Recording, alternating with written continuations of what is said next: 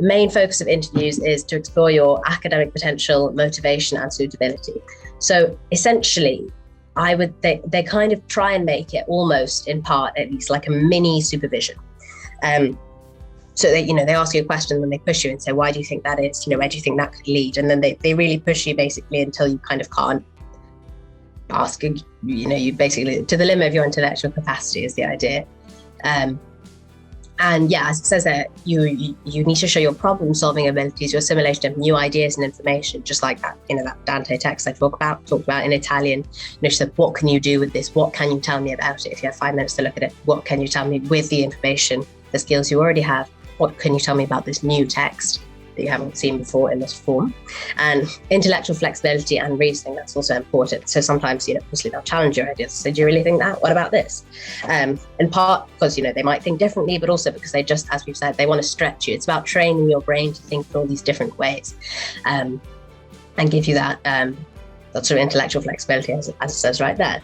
And yeah, it's true. Interviewers aren't trying to catch you out, but they are trying to push you.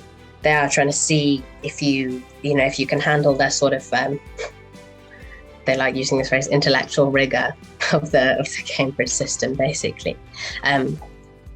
But yeah, so as we've discussed before, you need to know your personal statement very well, because you'll be asked questions, relevant to the course you've applied for. They might say, why this course, why us, not Oxford? Probably won't ask you quite that, but why Cambridge, they probably say. So know some of the things that stand out about the course for you. Like, I would say, obviously the supervision system, but also the focus on language as well as literature, etc., etc. So it's worth really looking over the main, the unique aspects of the Cambridge course, really, of the particular course you're applying to. And as we've said before, about the information you provided in your personal statement. So you want to know those texts inside out. Like I said, that the interviewer asked me, so what do you remember about the text? And she was a specialist in that particular text. So you really need to know what you've put. You need to know it well, because that's the stuff you have control over, right? That's stuff, the stuff you put in your personal statement, you can write about what you like and go and discuss what you're interested in. So that's great. So it's best if you know that stuff really as inside out as you can. As it says there, you'll find some of the questions quite challenging. That's the idea. And you can pause for a minute. That's the other thing.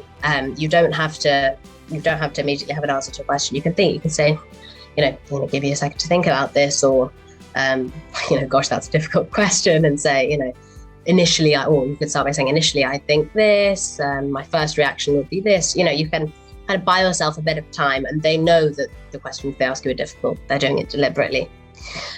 So remember that you can try and buy yourself a bit of time.